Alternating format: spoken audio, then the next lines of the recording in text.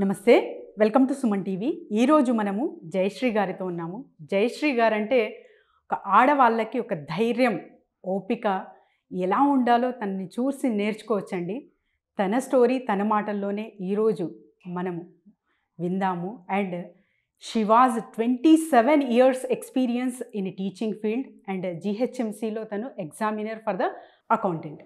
So నమస్తే Jayashree madam. నమస్తే అండి.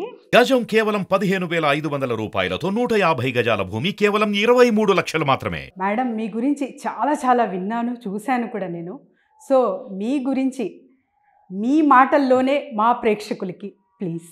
అంటే ఇప్పుడు నా గురించి చెప్పాలంటే మేడం, యాక్చువల్లీ నేను నా కెరీర్ ఎక్కడ స్టార్ట్ చేశానంటే when I was in 10th standard. ఇద్దరు ముగ్గురు ట్యూషన్ పిల్లలతోటి వాళ్ళు బీద వాళ్ళు, చాలా వెరీ పువర్. అయితే మన ఇంట్లో పాలు పోసేది అన్నట్టు. సో మేడం, ఇక్కడ చదువుకునే వాళ్ళు ఎవరు లేరు, కొంచెం ట్యూషన్స్ చెప్తారు మా పిల్లలకి అంటే.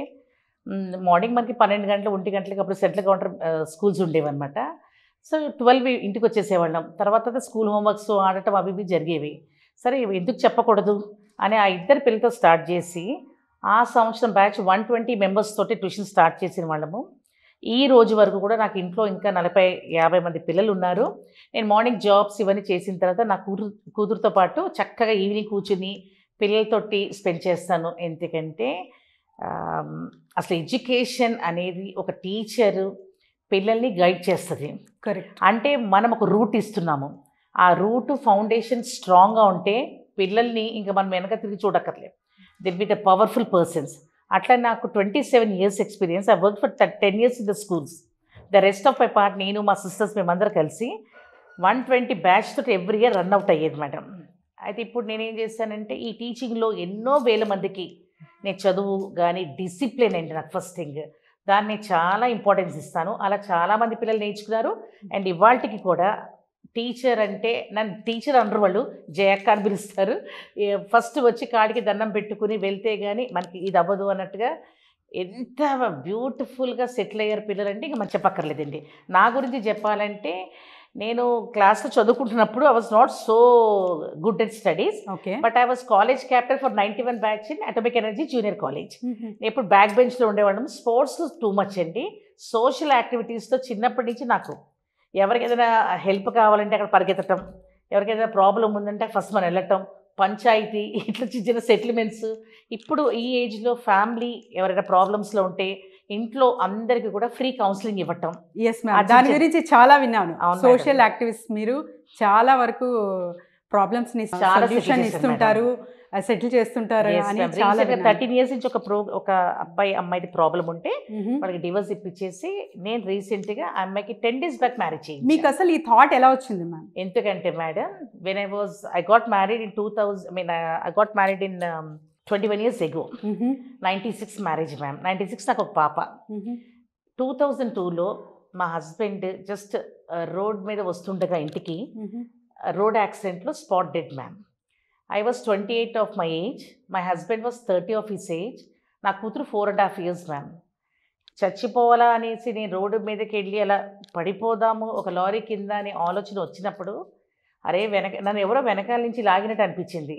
అరే నా వెనక నా కూతురు ఉంది, ఇప్పుడు నేను చనిపోతే ఇప్పటికే మా వారు లేక నేను అనాథ అయినట్టు అనిపించింది నాకు. ఐ బికేమ్ లోన్ అండి. అది చూసిన తర్వాత అరే నా కూతురు ఏమైపోతుంది ఇద్దరు లేకపోతే, అమ్మో ఇలాంటి life I can't imagine for my daughter అని I stood for my daughter, I stood for my family, I stood for the society. ఈరోజు ఎలా ఉన్నామంటే ఒక బెస్ట్ మదర్, ఒక బెస్ట్ టీచర్, ఒక బెస్ట్ డాటర్, అట్లా ఎన్నో అవార్డ్స్ తీసుకున్నామండి. అండ్ పాపని ఎంత బాగా పెంచానంటే 4 times బెస్ట్ డాటర్ అవార్డు తీసుకుంది. So that's a great thing ma'am. So నేను పాపని ఎలా పెంచానో అందరు కూడా అలాగే ఉండాలి, అదే డిసిప్లిన్లో ఉండాలి. నేను అలా ఉంటానండి. నేను అలా ఉంటాను కాబట్టి నేను ఫింగర్ ఇలా లేపి చూపించి నువ్వు తప్పు చేస్తావు నాన్న ఇలా ఉండకూడదు చెప్పే రెస్పెక్ట్ నాకుంది. మనం తప్పు చేస్తూ వేరే వాళ్ళకి నువ్వు తప్పు చేస్తున్నావు అని మనం చెప్పకూడదు. Correct. When you are following one format అది నువ్వు ప్రీచ్ చేయి. నువ్వే ఇంట్లో ఫార్మాట్ డిసిప్లిన్ లేకుండా మిస్బిహేవింగ్ అట్లా ఉంటే మేడం మనం వేరే వాళ్ళకి చెప్పకూడదు. సో నా సిద్ధాంతం అది. 3 o'clock, 2 o'clock, 4 o'clock, 5 o'clock any time phone will be with me అండి. అంటే ఎవరు ఏ హెల్ప్ కావాలని మనకు ఫోన్ చేశారేమో, ఎందుకు మనము ఫోన్ని స్విచ్ ఆఫ్ చేయటం, సైలెంట్లో పెట్టడం అది ఉండదు మేడం. మార్నింగ్ నేను 5కి లెగుస్తాను, సర్వెంట్ తలుపు కొట్టకట్ట ముందు నేను తలుపు తీసి కూర్చుంటాను. ఎందుకంటే సర్వెంట్ దగ్గర కూడా మనం చీప్ అవ్వకూడదు. అమ్మ 5ంటికి రమ్మంది, తలుపు కొడుతుంది, తీయట్లే, ఇట్లా వద్దు. అట్లా అక్కడి నుంచి స్టార్ట్ అవుతుంది నా day life. 1 o'clock 2 o'clock evening పడుకుంటాను. ఎవరికి ఏది కావాలో కూడా A to Z నేను అన్ని ఇంట్లో సెట్ చేసుకుని బయటకు వస్తాను. నేను 4 o'clock బయటకు రావాలనుకోండి మేడం, నేను 3కి లెగిస్తాను. గ్రేట్. నేను 6కి బయటకు రావాలంటే నేను 4కి లెగిస్తాను. Great ma'am. అంటే ఇప్పుడు చాలా వరకు మహిళలు చూస్తుంటాం మ్యామ్, Yes, ma'am. చిన్న చిన్న వాటికి కుంగిపోవడం ఎస్ మ్యామ్. అండ్ సూసైడ్ చాలా జరుగుతున్నాయి. Yes, ma'am. అంటే పురుషులు కానివ్వండి, మహిళలు కానివ్వండి. మరి ఆ స్థాయిలో మీకు ఆ ధైర్యం వచ్చినప్పుడు మీరు ఎలా ఫేస్ చేశారు, దాని నుంచి బయట ఎలా పడ్డారు, అండ్ ఇంత ధైర్యం అంటే సొసైటీకి కూడా అది అందిస్తున్నారు. అవును మ్యామ్, ఇది మీరు చెప్పిన చాలా మంచి పాయింట్. ఎందుకంటే మ్యామ్, నన్ను చూసి థౌజండ్స్ ఆఫ్ పీపుల్ ఇన్స్పైర్ అయ్యారు మేడం. ఎందుకంటే తను అలా నుంచున్నప్పుడు they ask me why can't you get married అని. నో, బికాస్ మ్యారేజ్ చేసుకోకపోవడం తప్పు కాదు మ్యామ్, కానీ కొంతమందికి కొన్ని ప్రాబ్లమ్స్ ఉంటాయి. No husband, no Correct. Properties, correct. వెనక బ్యాక్ ఫేజ్ ఏమీ లేదు, ఇప్పుడు ఎలా బతకాలి, చదువు లేదు, అలాంటి వాళ్ళకి we can make a match and get married madam. నాకేంటంటే I have strong parents, strong family yes. And I have a strong job. దీన్ని బట్టి ఐ కెన్ స్టాండ్ స్ట్రాంగ్ అనేది నేను నుంచింది. ఒక థౌజండ్స్ ఆఫ్ పీపుల్కి నేను ఇన్స్పిరేషన్గా నుంచున్నాను. సొసైటీలో చాలా చాలా పనులు చేశాను. దాన్ని నాకు హ్యాపీ. ఎందుకంటే పొద్దున్న లేచి నేను ఏం చేశాను, సాయంత్రం వరకు చూసుకుంటా. అరే నేను ఏదన్నా ఒక మిస్టేక్ చేశానా, దాన్ని కరెక్షన్ చేసుకుంటూ ట్రై చేస్తా. నేనే గొప్ప అట్లా కాదు మేడం. మనం ఎలా అంటే ఈగోస్ అవన్నీ కొంచెం లేడీ, ఒక ఉమెన్ అయి ఉండి we have to be down to the earth. అలా ఉన్నప్పుడు మనం జాబ్స్ చేసినప్పుడు, ఏదైనా బిజినెస్లో మనం వెళ్ళినప్పుడు ఉమెన్ కూడా ఎట్లా ఉంటుందంటే మనం ప్రాపర్ మేనేజ్మెంట్తో, ప్రాపర్ టైం సెన్స్తో ఇంట్లో ఎలా మెయింటైన్ చేస్తామో బయట సొసైటీలో కూడా మన అది అలాగే ఉంటుందండి బిహేవియర్ కూడా. ఇప్పుడు ఆఫీస్కి వెళ్తుంటాం, మెన్ ఉంటారు, విమెన్ ఉంటారు, కరెక్ట్. ఎన్నో ప్రాబ్లమ్స్ ఉంటాయి. Correct. All are not good, no, and all won't think positively. నేను పాజిటివ్గానే ఆలోచిస్తానండి. ఇక్కడ దొంగతనం జరిగింది, బై మిస్టేక్ పోయిందంతే, అదే. మన ఎందుకు సర్వెంట్ మీద వేయాలి?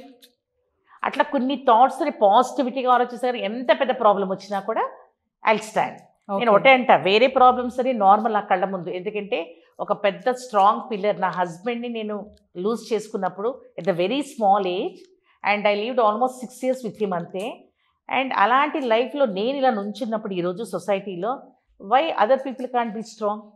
అందుకు వాళ్ళు నన్ను ఇన్స్పైర్ చేసుకున్నప్పుడు నేను చెప్తుంటే వాళ్ళకి వాట్ ఐ ప్రీచ్ ఈజ్, ఏం లేదండి, చీటికి వాటికి ఇంట్లో గొడవలు జరిగినా, ఏమైనా ప్రాబ్లం వచ్చినా, అసలు ప్రాబ్లం ఎక్కడ క్రాప్ అప్ అవుతుంది, ప్రాబ్లం ఎక్కడ స్టార్ట్ అవుతుంది అనేది ఇదంతా ఫస్ట్ ఫ్యామిలీలో కూర్చుని మనం మాట్లాడుకోవాలి.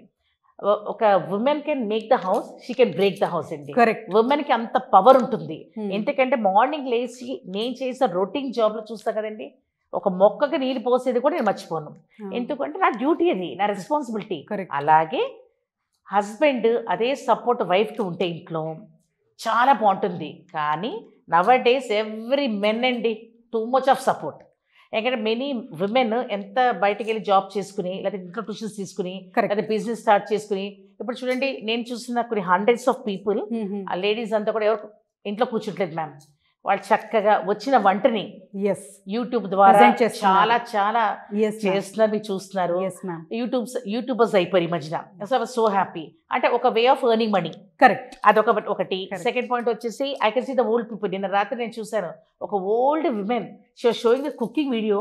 I was so happy. అంటే అలాంటి వాడు చేసినప్పుడు యూత్కి అది పాయింట్. ఇంకోటి ఏంటంటే మరి ఫస్ట్ ఇంట్లోనే మన పిల్లలకి ఆ డిస్క్రిమినేషన్ నేర్పియాలండి. బాయ్ కాదు, గర్ల్ కాదు, ఇద్దరు ఒకటే. మ్యామ్ ఇక్కడ ఒక ప్రశ్న అడుగుతాను. డిపెండెన్సీ అంటే మహిళలు, మీరు అన్నట్టు చాలా వరకు వచ్చారు. ఇంకా మంది అంటే నాకు వచ్చే క్లయింట్స్ మ్యాక్సిమం ఎడ్యుకేటెడ్స్ అయి ఉంటారు. వాళ్ళు డిగ్రీస్ పెట్టుకొని, మాస్టర్ డిగ్రీ కూడా ఉంటుంది వాళ్ళు, కానీ ధైర్యము ఉండదు. తర్వాత వచ్చేసి డిపెండెన్సీ. ఆ డిపెండెన్సీ ఎంతవరకు కరెక్ట్? అంటే ఫైనాన్షియల్ బ్యాకప్ ఎంత ఉన్నా సరే, ఎమోషనల్ డిపెండెన్సీ కానివ్వండి, ఫైనాన్షియల్ డిపెండెన్సీ కానివ్వండి, ఎంతవరకు ఉండాలి? అసలు ఉండాలా, ఉండక్కర్లేదు? లేదు, మనం చూసిన మీ పాయింట్లో చాలా కరెక్ట్ అండి. ఫస్ట్ డిస్క్రిమినేషన్ తీసేయాలి. అబ్బాయి అమ్మాయి ఇద్దరు ఒకటేనండి. కరెక్ట్. చాలా మటుకు ఇప్పుడు 90% డిస్క్రిమినేషన్ తగ్గిపోయిందండి. బికాస్ మోస్ట్ ఆఫ్ ద ఫాదర్స్కి డాటర్స్ అంటే ప్రాణం, మదర్స్కి కొడుకులు అంటే ప్రేమ, అది నాకు తెలుసు. కానీ ఎక్కడో కొన్ని ఇలిటరేట్స్, కొంచెం సాడిస్ట్ పీపుల్ అలాంటి వాళ్ళు ఇవన్నీ పక్కన ఇట్లా చేస్తున్నారు. కానీ ma'am maximum to the extent నేను చూసిన వరకు మ్యాక్సిమం ఇప్పుడు సాఫ్ట్వేర్ దీంట్లో హైలీ క్వాలిఫైడ్ వాళ్ళు జాబ్ చేసుకున్నారు. ప్రతి మెన్ చాలా హెల్ప్ చేస్తున్నారు.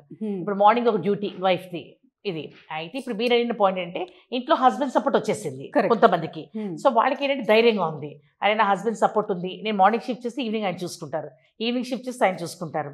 అయితే ఇక్కడ మీరు అడిగిన పాయింట్ ఒకటి ఏంటంటే మేడం, గొడవలు ఎక్కడ స్టార్ట్ అవుతాయంటే ఫస్ట్ నేను డాక్టర్, నాకు డాక్టరే కావాలి, నేను టీచరు, నేను టీచరే చేసుకుంటా, నేను ఇంజనీరే చేసుకుంటా. ఇట్లాంటివి నేను మా పాపకి మ్యారేజ్ చూసినప్పుడు మ్యాట్రిమోనీలో వెరీ చూశాను.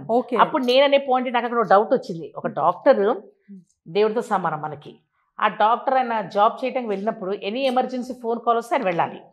ఆయన వెళ్ళాలన్నప్పుడు వైఫ్ కూడా డాక్టరే, తనకి అలా ఫోన్ కాల్ వస్తే తను వెళ్ళాలి. అప్పుడు ఇద్దరు ఆవిడ జాబ్స్కి అంత స్టిక్ అయ్యి ఉండి వాళ్ళు అలా వెళ్ళాలి అంటే మరి రాత్రిపూట పిల్లలు ఏమైపోతారు. సో ఇలాంటి జాబ్స్ ఏంటంటే నేనంటే కామన్ ఇది ఉండాలి, నాట్ డాక్టరే కాదు, జస్ట్ ఆ మిక్సప్ కొంచెం ఉండాలనేది. నేను ఎక్కడ ప్రాబ్లమ్స్ ఫేస్ అయితే అది చూస్తాను. ఒకటి చెప్తాను మేడం, ఈ డిపెండ్ అన్నారు చూసారా, మన ఫ్యామిలీ బ్యాక్గ్రౌండ్ మన డిపెండెంట్ అంటే. ఇప్పుడు నేను విడో అయిన తర్వాత 28 years ఐ వాజ్ సో అక్కడ నర్వస్ అయిపోయి, ఎంత స్ట్రాంగ్ ఉమెన్ అయినా సరే ఒక్కసారి ఆయన కోల్పోయేసరికి మనకి ఏమనిపిస్తుంది అంటే అబ్బా నేను ఎలా బతకాలి ఇప్పుడు, హౌ కెన్ ఐ లీవ్ అనేది ఒకటి పాయింట్ వచ్చినప్పుడు మా నాన్నగారు తీసుకెళ్ళి ఇలా ఆఫీస్ ఇట్లా చైర్లో కూర్చోబెట్టి డాడీ నేను ఏం జాబ్ చేయాలి అని అడిగాను. Chair will teach you the job అన్నారు, chair will teach you the job బయట అన్నారు. అలా నాకు వెనక మా నాన్నగారు లవ్లీ అండి స్ట్రాంగ్ సపోర్ట్, మా బ్రదర్, మా ఫ్యామిలీ ఆ స్ట్రాంగ్ సపోర్ట్తో ఏనా చలో వెళ్ళి నేను అనుకున్నా.